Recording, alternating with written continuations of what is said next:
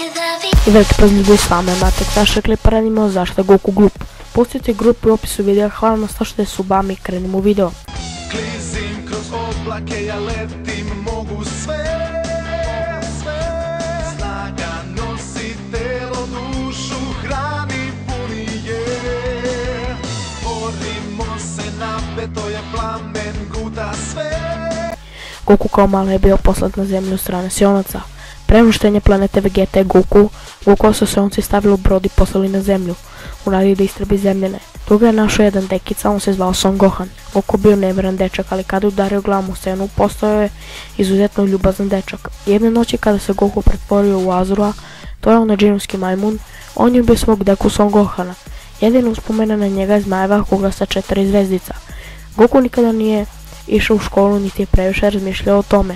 Samo je trenirao da bi se unapredio. Kada je bio u borbu, on bi naglo postao pametniji, ali samo za borbu. Van borbe je Goku bio glup.